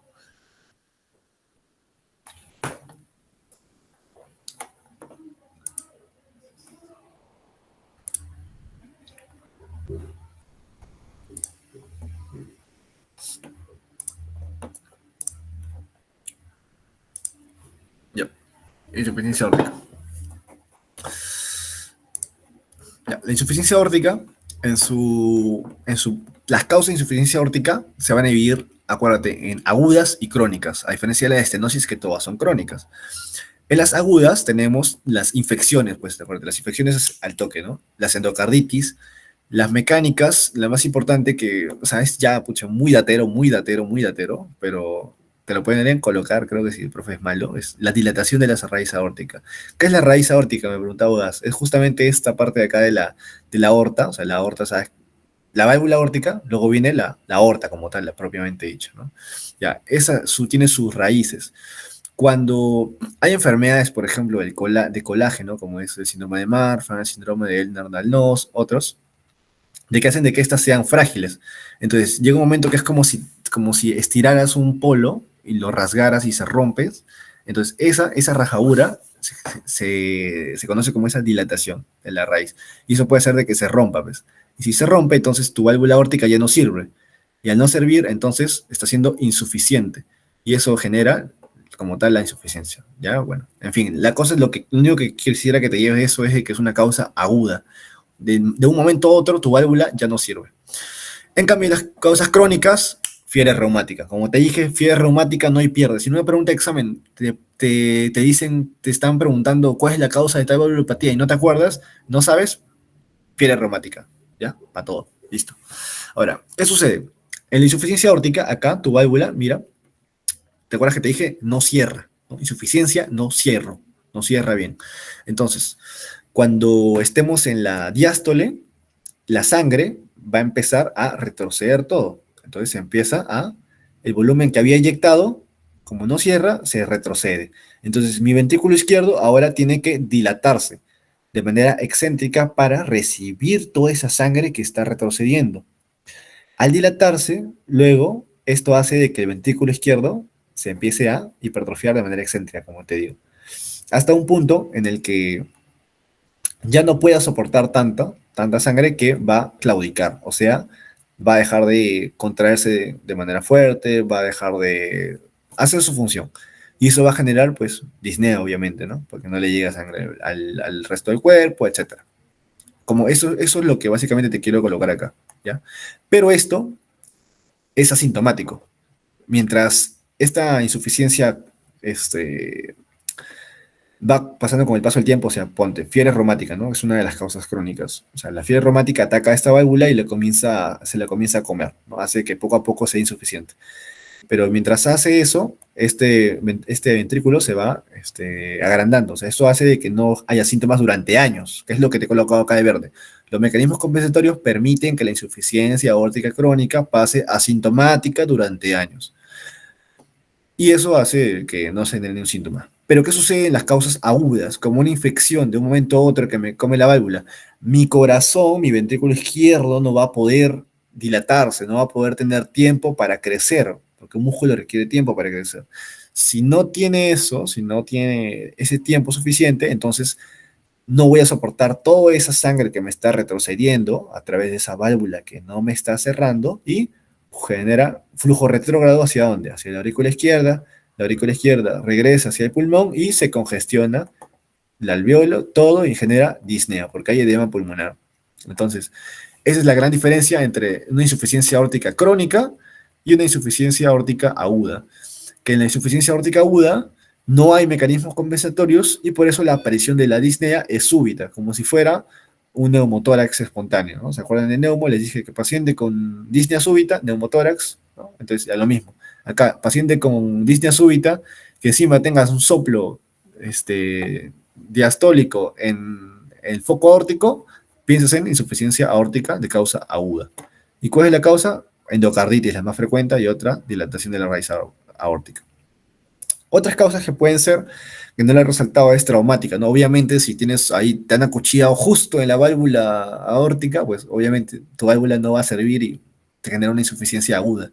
Si te han tirado una bala ahí, tampoco va a servir y te genera insuficiencia aguda, ¿no? Entre otras. En fin, lo más característico y lo que sí o sí tienes que saber de insuficiencia aórtica es los signos semiológicos. El primero y el más importante, y que te van a colocar en examen, el aumento de la presión arterial, pero diferencial.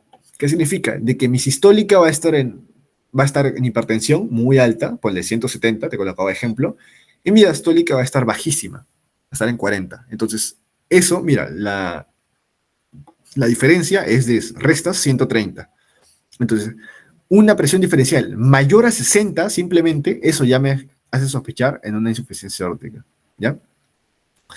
Creo que he visto otros libros, otras biografías que colocan, creo que mayor a 50 y otras que incluso mayor a 20 nada más, ¿ya? Pero te guías de lo que diga tu PPT, ¿ya? Otro pulso es el pulso Seller-Magnus, que es el pulso saltón o el pulso martillo de agua, que se ve de esta manera. Lo normal sería que el pulso vaya así, ¿no? Asciende y luego tiene una pequeña curvita. Asciende, tiene una pequeña curvita. En cambio, este pulso tiene un ascenso súper rápido. Mira cómo es que ahí crece el toque, ¿no? Lo voy a colocar acá. Eso se conoce como Seller. ascenso rápido significa Celer. Y el Magnus, que es de alta amplitud, ¿ya? Así, es amplio. Y eso lo puedes ver clínicamente en estos pacientes, por ejemplo, acá. Por ejemplo, mira, en la danza arterial, ¿no? El pulso es tan fuerte que mira cómo es que se ve literalmente. Cómo es que la carótida está ahí justo pulsando, ¿no? De manera fuerte. Entonces, eso es una danza arterial, pulsaciones visibles en la carótida por este pulso, justo, pulso saltón o martillo de agua. Y te dice martillo de agua porque es como que te golpea, ¿no? Literalmente, mira, es como que te golpeara. Ya. Este es otro signo que es básicamente lo mismo, pero las pulsaciones ahora se ven en la uña. Ese es el signo de Quink. Son las pulsaciones, creo que no se ve tan bien. A ver acá, ahí. No sé si se llega a ver acá. Esas pulsaciones chiquitas, ahí se ve, en esa uñita, que se ve, ¿no? Bueno, en fin. Y otro, el signo de Muset, que es básicamente la persona va a tender a mover rítmicamente la cabeza, pero a la sincronía con los latidos del corazón. O sea, tienes un latido y la cabeza se mueve, ¿no? Está acá. Mira, también se ve su danza arterial de él, ¿no? Él no está moviendo la cabeza voluntariamente, sino que la está moviendo al mismo tiempo que le llega ese pulso. En fin, si te das cuenta, hay un montón de signos clínicos y no son los únicos. Mira, acá hay otra lista grandaza de los signos que puedes encontrar en insuficiencia aórtica. Signo de Becker, signo de Landolfi, signo de Traubé, signo de Müller, signo de Durossier, de Mayné, de Muset, de Rosenbach, de Gerard. Entonces, pero si te das cuenta, cuando te pongas a leer estos, todos tienen que ver con el pulso, que es alto, es amplio, los latidos, las pulsaciones sistólicas. Mira, te das cuenta, todo tiene que ver con pulso y presión. Y esa es la característica que quiero que te lleves de la insuficiencia aórtica, ¿ya? Que es una presión arterial diferencial grande y con un pulso que te golpea, el pulso saltón o el pulso por martillo de agua, ¿ya? Y cualquier signo que veas, en cualquier pregunta de examen que veas, algo que tenga que ver con el pulso amplio y fuerte, ya. Y con un signo raro que no sepas el nombre, como alguno de estos, cualquier nombre raro, piensas en insuficiencia aórtica. ¿Ya? Es un tip para el examen. Otro que te pueden preguntar es el pulso bisfirens, ya que es básicamente un pulso con doble impulso, ¿verdad? La redundancia, separado por un breve colapso, ¿no? Que es, lo normal es que tienes el pulso y luego tienes una pequeña ondita que te golpea, pero en el pulso bisfirens tienes dos de esas, ¿no? Ya. Ya. ¿Y cómo sería el soplo? Pues obviamente si es insuficiencia, ¿ya? O sea, no cierra, en la diástole debería estar cerrada mi válvula, por lo tanto el soplo es diastólico. En foco aórtico es temprano, es decreciente, casi todos los soplos diastólicos vas a ver que son decrecientes, y si esta insuficiencia aórtica es severa, se vuelve ya holodiastólico. No preguntan eso, pero lo importante es que sepas que es un soplo diastólico. Y algo que sí es atero y sí te van a preguntar, es esto de acá. Y así, ahora sí, presta atención. ¿Ya? Presta atención. Es el soplo de Austin Flint, que lo vas a leer y no vas a entenderlo, ¿ya? Pero acá te lo voy a explicar. Bien. Este soplo es el de solamente va a aparecer cuando hay insuficiencia aórtica severa. Y ya, ¿qué va a suceder? Que mira, acá lo he dibujado. Como toda la sangre está acá llenecita, este ventrículo izquierdo está repleto de sangre, ¿no? Porque está que retrocede todo, ¿no? Está que se retrocede y ahí está repleto. Mi válvula mitral, que está sana, completamente sana, va a tender a sufrir para abrirse, porque todo este ventrículo está lleno de sangre, pues, y no le va a dejar abrirse, pero ya por algo mecánico, ¿sí o no? Mi válvula mitral está sana, yo no tengo nada ahí, pero como mi ventrículo izquierdo está repleto de sangre, mi válvula mitral no va a poder abrirse. Entonces, cuando no se abre, ¿te acuerdas qué era? No se abre, estenosis. Entonces, tengo una estenosis mitral, pero funcional. Funcional por este ventrículo izquierdo que no me permite que esta válvula se abra. A eso se le conoce como el soplo de Austin Flint. El soplo que aparece en la insuficiencia aórtica severa por la gran cantidad de sangre que no permite que la válvula mitral se abra bien. ¿Ya? Y es una pregunta de examen. Soplo de Austin Flint pertenece a la insuficiencia aórtica y es por esa válvula mitral que no se abre correctamente por tanta sangre. ¿Ya? Fin. En resumen, acá está el resumen de todo. ¿Ya? Insuficiencia aórtica, lo único que deberías saber, ¿ya? Los pulsos, la presión diferencial, cómo se diferencia una aguda de una crónica, la aguda es disnea súbita, y el soplo Austin Flint, y el soplo diastólico, y cualquier signo que leas raro que tenga que ver con el pulso, insuficiencia aórtica al ojo. Ya, ok. Entonces, acá tengo la pregunta, ya para ir terminando, sería, el pulso Seller Magnus, ¿es un ascenso y amplitud? ¿Cómo sería? Clave.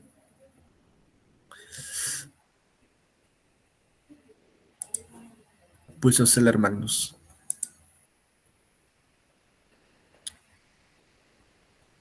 Exacto. Pulso rápido, de ascenso rápido y de amplitud alta, que te golpea, ¿no? El pulso saltón. Por eso se llama pulso saltón, pues, porque tú cuando saltas, rápidamente caes, ¿no? Y llegas alto. Ya, pulso saltón o martillo de agua. El soplo de Austin Flint. ¿Cuál es el soplo de Austin Flint? Lo que voy a explicar. ENAM 2010, mira, ha venido.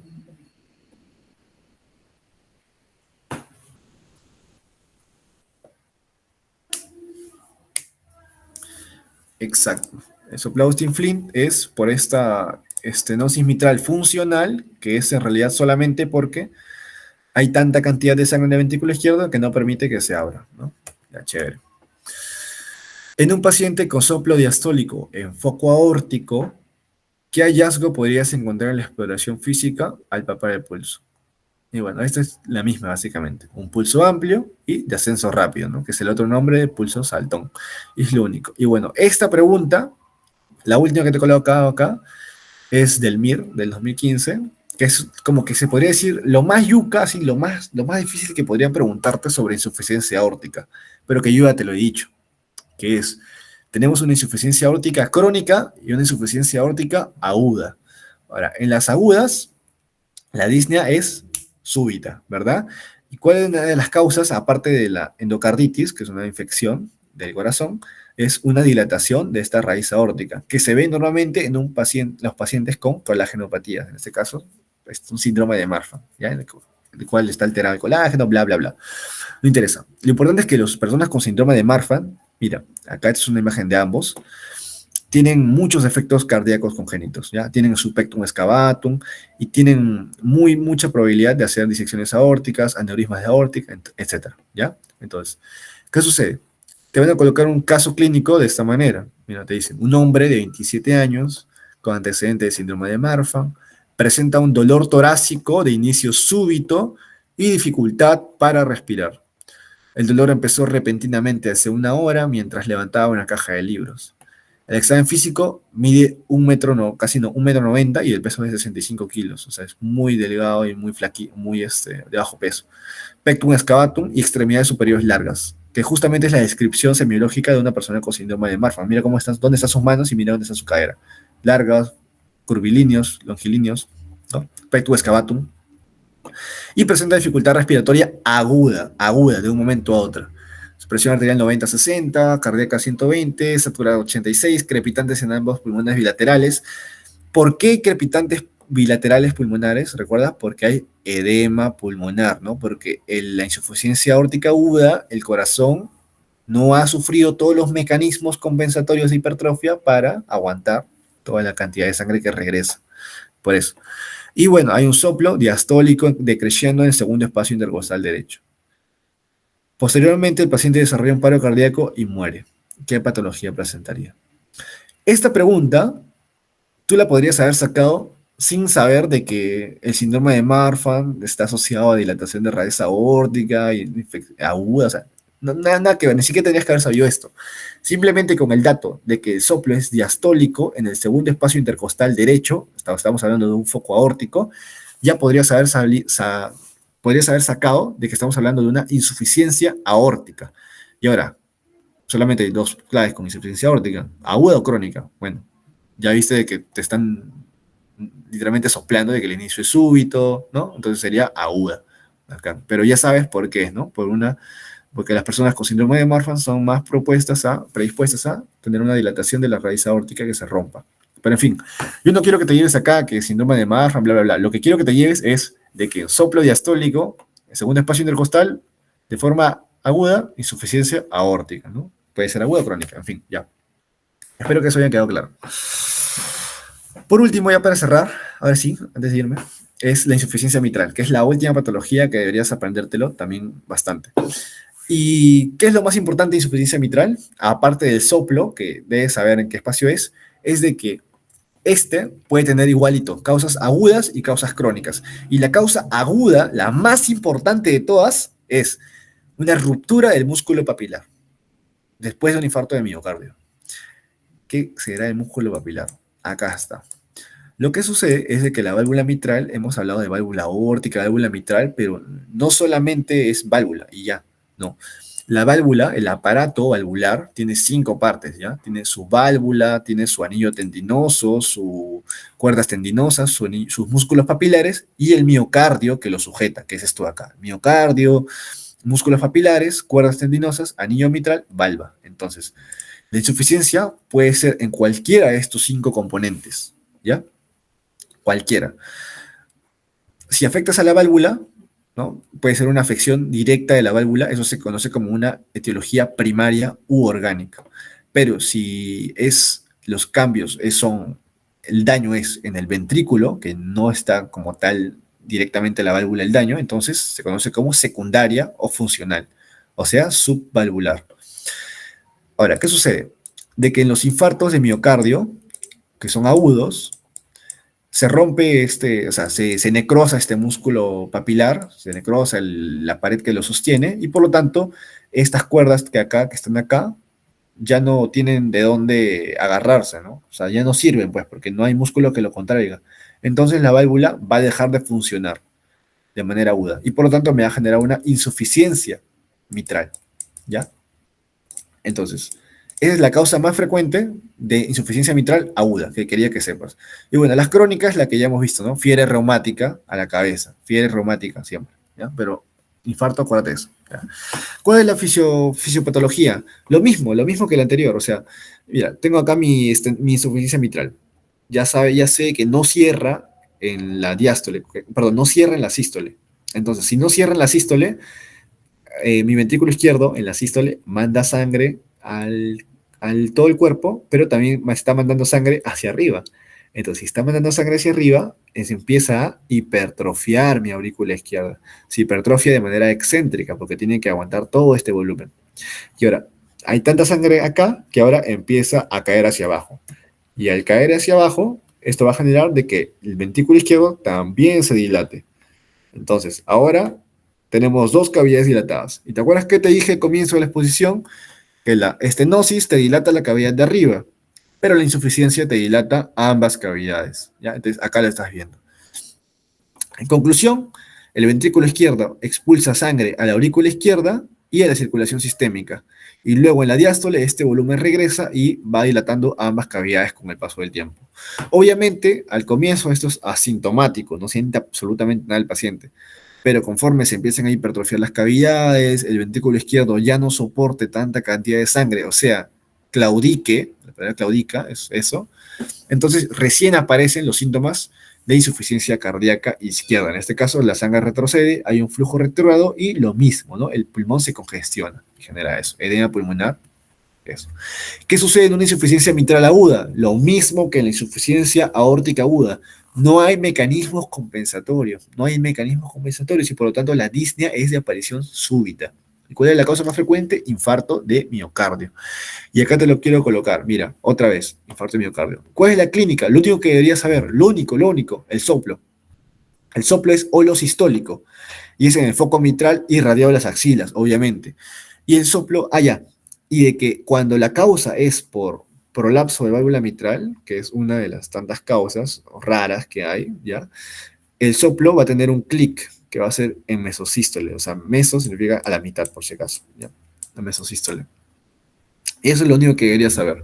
Y de que este soplo de prolapso de válvula mitral aumenta con la maniobra de Valsalva. Y si te acuerdas, cuando te dije al comienzo, también es una pregunta datera acá, uno de los soplos, todos los soplos con la maniobra de Valsalva disminuían su intensidad. Y acá, maniobras en los soplos. Todos los soplos con las maniobras de Valsalva disminuyen su intensidad, excepto uno, que es el soplo de la insuficiencia mitral por prolapso de válvula mitral. Ahora, me estarás preguntando sobre qué es el prolapso de válvula mitral. Acá está. ¿Dónde está? Ya. El prolapso de válvula mitral es básicamente cuando esta valva se empieza a meter, o sea, prolapsa literalmente. Acuérdate que prolapso es, se puede meter, o sea, ya, se mete hacia la aurícula izquierda. Y al meterse hacia la aurícula izquierda, estas cuerdas tendinosas tienen que estirarse más para esto, sino se tienden a estirar más. ¿Y qué sucede si algo está tan estirado? En algún momento se va a romper, pues. Y si se rompe, ya tienes una válvula que ahora no sirve, o sea, es insuficiente y de manera aguda. Y ese es el prolapso mitral, ¿ya? Es una causa también aguda de insuficiencia mitral. ¿Cómo te lo van a colocar en un caso clínico? Lo más difícil que podría venir de insuficiencia mitral sería esto. Mira, pregunta del MIR, del de España, residentado de España. Un varón de 68 años con diabetes mellitus, tipo 2 e hipertensión de tratamiento irregular, acude a emergencias con dolor retroesternal opresivo de inicio súbito que no se da reposo. Ya, tú sabes que por tu semiología esto es un dolor cardíaco, de infarto, ¿no? Y mira, justo después le dicen que le diagnostican como infarto de miocardio, transmural extenso, por lo que es hospitalizado. Ok, paciente con antecedentes, con factores de riesgo para hacer infartos, como diabetes e hipertensión, hace infarto, listo. ¿Qué pasa después? Que 3 días luego de haber estado hospitalizado, refiere disnea súbita, que no le permite acostarse en decúbito supino. ¿Qué significa eso? Una disnea que no te deja acostarte. ¿Cómo se llama eso? Pues, semio general. Disnea que no te permite acostarte al decúbito supina. No, paroxística, una disnea paroxística es una que aparece y se va. El término paroxístico, Julio, es algo que aparece y se va de manera en cualquier momento. Bueno, exacto, es ortopnea. La ortopnea es la disnea que no te permite, no tolera el decúbito supino. Ya listo. Entonces tenemos una disnea de origen cardíaco y una tos con expectoración asalmonada. ¿Qué te indica? A ver si ya llevaron neumo. ¿Qué es tos con expectoración asalmonada? ¿Qué te indica? Edema bajada al ojo. Es así al instante. Expectoración asalmonada te indica edema pulmonar. Entonces tenemos un paciente con ortopnea y edema pulmonar. Que sigue lo mismo, ¿no? O sea, el edema pulmonar ha sido causado por genera la ortopnea y también la tos con expectoración asalmonada. En fin, tenemos un soplo sistólico de nueva aparición en la línea medio clavicular, o sea, un soplo en el foco mitral que es sistólico. Solamente por esos datos, ni siquiera por la historia que te he contado, nada de eso, solamente por esto de acá, tú ya deberías haber sacado de que era una insuficiencia mitral. Solamente con esta parte de acá, de soplo sistólico, en la línea medio clavicular. ¿Por qué? Porque piensas, ya tenemos un foco, en un soplo, en el foco mitral. Es sistólico. En la sístole, ¿qué debería suceder en mis válvulas mitrales? ¿Deberían abrirse o cerrarse? En la sístole, mi válvula mitral debería estar cerrada. Entonces, si está cerrada, yo recuerdo que no cierra es insuficiencia. Entonces, ahí lo saco, insuficiencia mitral. Listo. Y ahora me quedan dos, insuficiencia mitral aguda, insuficiencia mitral crónica. En este caso, ¿te acuerdas que te dije que una de las causas de insuficiencia mitral aguda más frecuente es por ruptura de músculo papilar por consecuencia de un infarto de miocardio? Entonces, ahí sacabas la respuesta. Es lo más yuca que podría preguntarte de insuficiencia mitral, ¿no? Y bueno, en fin, el soplo, ¿no? El soplo que es holosistólico y tal. Y esto de acá, el prolapso mitral. Lo que quiero que te lleves, ya de acá, es de que tú ya tienes que llegar al nivel, o sea, después de esto, practicar bastante a sacar preguntas de examen, solamente leyendo la parte del soplo. Ignorando todo esto de acá, solamente leyendo soplo sistólico en tal foco. Ah, listo. Entonces yo hago la secuencia de pasos que te dejé acá, esta de acá, los pasos que debes seguir razonando y sacar qué tipo de soplo es. Tú tienes que llegar a eso cuando termines cardio, ¿ya? Y tienes que ir al examen con eso. Si vas con ese razonamiento, vas a sacarte por lo menos 15 preguntas del examen, ¿ya? Y créeme, va a salir así, ¿ya? Y ahora, como te dije, las valvulopatías del lado izquierdo son las más importantes y son todas las que te tienes que saber de memoria, ¿ya? No puedes dejar de lado eso. Pero, como sé que son semiología, seguro les va a meter ahí una que dos preguntas de valvulopatías del lado derecho, que en la vida real difícil que veas.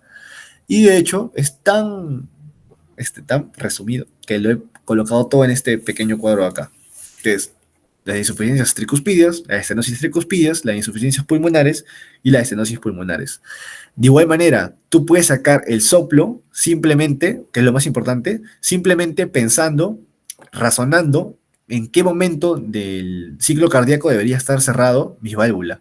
Por ejemplo, la insuficiencia tricuspidia. Yo sé que cierra, insuficiencia no cierra, ¿no? No cierra. ¿En qué fase del ciclo cardíaco mi tricúspide debería estar cerrada? En la sístole. Entonces, tengo un soplo sistólico. Y así lo saco. Sácalas todos con eso. Bueno, ya, la insuficiencia tricuspidia. Lo más importante son los que te han saltado amarillo, que quizás si quieres estudiar valvulopatías del lado derecho, solamente estudia este cuadro, ya no te metas a leer más por otros lados, solamente este cuadro de memoria, nada más, si quieres profundizar, esto nada más. Lo voy a explicar rápidamente. Para que una válvula me falle del lado derecho, normalmente es porque yo estoy metiendo bacterias por el lado venoso. En este caso, ¿quiénes son los más afectados? Los usuarios de drogas intravenosas. ¿Por qué? Porque recuerda que, por ejemplo, los consumidores de heroína o de estos tipos de drogas se tienen que inyectar por el lado, por las venas. Entonces, entra la droga por las venas. Pero al mismo tiempo estás usando jeringas contaminadas. Estas jeringas pueden tener bacterias que van a llegar por todo el torrente venoso hasta la aurícula derecha. Llega a la aurícula derecha y llega a la válvula tricuspidia. Las bacterias se alojan en esta válvula tricuspidia y hacen que esta válvula sea insuficiente. Entonces, la válvula me falla y me genera una insuficiencia tricuspidia aguda. ¿Cuál ha sido la causa? Endocarditis infecciosa. O sea, es una infección del corazón, de las válvulas, y quiénes son los más predispuestos a usuarios de drogas intravenosas. No sé si me dejé entender hasta ahí, pero bueno, de todas maneras, es lo más importante que quería saber, ¿ya? Otra causa es anomalía de Epstein, eso lo vas a ver en medicina interna, pero si quieres averiguar, básicamente es este ventrículo está, o sea, está mal predispuesto genéticamente y esto hace de que esta válvula tricuspida no sirva prácticamente. Tengo una PPT entera hablando de anomalía de Epstein, sí, después se los paso, no importa. Lo importante es de que, esto sí, eso sí, muy importante. Ya, acá sí presta atención, por favor, presta atención. Las valvulopatías del lado derecho que sean puras, o sea, solamente está afectada mi válvula del lado derecho, ¿qué va a hacer? Lo mismo. Si en el lado izquierdo, cuando fallaba la válvula mitral, todo retrocedía hasta el pulmón, en este caso va a retroceder hacia atrás, igualito, pero atrás no hay pulmón, pues. Atrás, ¿qué viene? Toda la circulación, la vena cava superior, la vena cava inferior, y eso retrocede hasta las piernas. Entonces va a ser una clínica de falla cardíaca derecha. El paciente me va a tener edema bilateral de miembros inferiores, ascitis, hepatomegalia, ingurgitación yugular, todos esos síntomas de insuficiencia cardíaca derecha. Igualito acá, mira, estenosis pulmonar. Tiene clínica de falla cardíaca derecha. Ya, listo. Entonces, eso es lo único que quería saber con respecto a insuficiencia tricuspidia. La estenosis tricuspidia es rara, muy rara, no he puesto nada, lo único que debes saber es el soplo diastólico, que igual lo sacas por ese dato que te he dicho. Y esto sí, la insuficiencia pulmonar, su soplo es diastólico, pero tiene un nombre característico, que es el Graham Still, que te dije que también estaba en la estenosis mitral, ¿no? Pero por cuando se complicaba esa estenosis mitral. Si deberías saber algo de insuficiencia pulmonar es que tiene su propio nombre, su soplo, ¿no? Que es este de acá.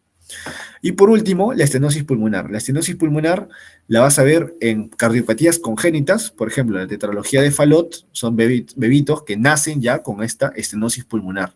Y además de otras cardiopatías como la comunicación interventricular, tu cavalgación de aorta, etcétera, que no importa ahorita. Para mí interna sí, pero ahorita solamente que sepas que cardiopatías congénitas nacen con esto. Y además, ¿qué más? Las enfermedades pulmonares crónicas, el EPOC, la fibrosis pulmonar, cualquier enfermedad pulmonar que sea de manera crónica va a generarme hipertensión pulmonar. Y esa hipertensión pulmonar me va a generar estenosis pulmonar. Entonces, esta estenosis pulmonar me va a generar que mi ventrículo tenga que trabajar más, de igual manera, como sucedía en la estenosis aórtica, ¿te acuerdas? Igualito sucede acá. Hay hipertrofia del ventrículo derecho y eso me va a llevar a falla cardíaca derecha con la clínica clásica, que ya te dije. Mejor una pregunta de examen para que quede clarito. Mira, está acá. Residentado médico 2019. Un varón de 65 años, fumador desde los 15 años, 4 cajetillas diarias. A la inspección, tórax en tonel, abotagado, posición en trípode y sibilancias bilaterales. Ya llevaste neumo, ya sabes que todo esto es acá, que te están narrando un paciente con EPOC, ¿cierto? Ya. Entonces, tenemos una enfermedad pulmonar crónica. En la auscultación cardíaca tenemos un soplo sistólico en segundo espacio intercostal. Tú sabes que tu segundo espacio intercostal es este de acá. La línea paraesternal izquierda. Izquierda. Izquierda es este de acá. Es un foco pulmonar. Un soplo sistólico en foco pulmonar. Y yo sé que mi sístole es estenosis. Entonces tenemos una estenosis pulmonar. Y se confirma con la hipertrofia del ventrículo derecho. Es lo mismo que sucedía en la estenosis aórtica, que se hipertrofia el ventrículo izquierdo, lo mismo sucede acá, pero con el ventrículo derecho. En el examen físico yo voy a tener síntomas de insuficiencia cardíaca derecha, edema bilateral de miembros inferiores, ascitis, hepatomegalia, y mira lo clásico, cómo te va a venir una pregunta de examen de esto, si es que te viene valvulopatía del lado derecho. Escucha, ¿cómo te va a venir? Te va a venir falla cardíaca derecha, edema bilateral de miembros inferiores, ascitis, hepatomegalia, ingurgitación yugular, y no tiene ortopnea, no tiene crepitantes en bases, o sea, no tiene nada de insuficiencia cardíaca izquierda, nada, pero sí derecha, y tienes un soplo en un foco pulmonar, un foco del lado derecho. ¿Cuál es el diagnóstico? En este caso, por esto de acá, una estenosis pulmonar.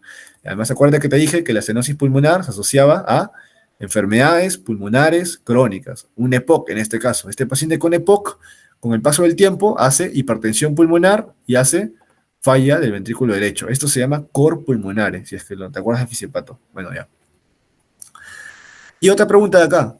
Otra pregunta, mira. Este es el U-World, del examen de residentado de Estados Unidos, del UCMLE. Mira, un joven de 23 años, consumidor de heroína, activo, refiere malestar general, hinchazón de piernas, de aparición súbita y fiebre. Ya. Al examen físico, 39.8, un soplo sistólico en cuarto espacio intercostal, línea paraesternal izquierda. Ya. Edema bilateral de miembros inferiores, ascitis, hepatomegalia, ingurgitación yugular. Pulmones limpios a la auscultación y tolera de cúbitos supinos sin molestias. ¿Cuál es la valvulopatía más probable? Ok. ¿Te acuerdas que te dije que los usuarios, consumidores de drogas, toda la droga llega por el lado venoso y luego hasta la aurícula derecha? La aurícula derecha se puede comer a la válvula tricuspidia. Todas esas bacterias se comen a la válvula tricuspidia y me hacen insuficiencia tricuspidia de forma aguda. O sea, por una endocarditis infecciosa se llama. Entonces, si yo tengo una insuficiencia tricuspidia, mi soplo va a ser en el foco tricuspidio, que es el soplo, el cuarto espacio intercostal, línea paraesternal izquierda. Y sistólico, porque te acuerdas que en la sístole debería estar cerrada mi válvula tricuspidia, pero si está abierta, si no lo está, entonces ya pues, soplo. En fin, lo que tienes que saber era la pregunta clásica que te viene, ¿no? La clínica, mira la clínica. Es una falla cardíaca derecha, edema bilateral, ascitis, hepatomegalia, ingurgitación yugular, pero con el lado izquierdo sano, pulmones limpios, tolera de cúbito, sin molestias, todo eso, ¿no?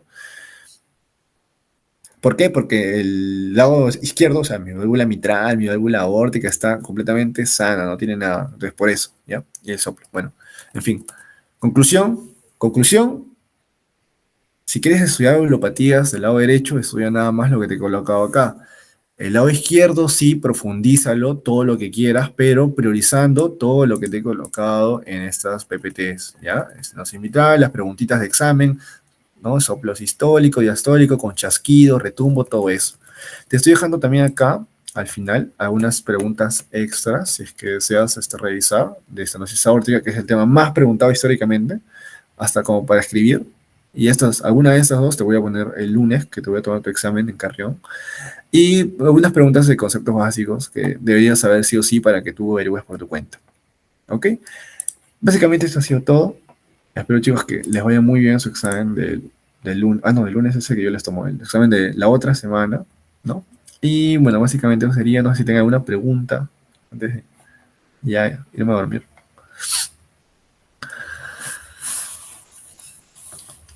Ah, No. sí. Papi, quería saber si podrías volver a explicar lo del rombito, de creciendo y creciendo. Ah, ya.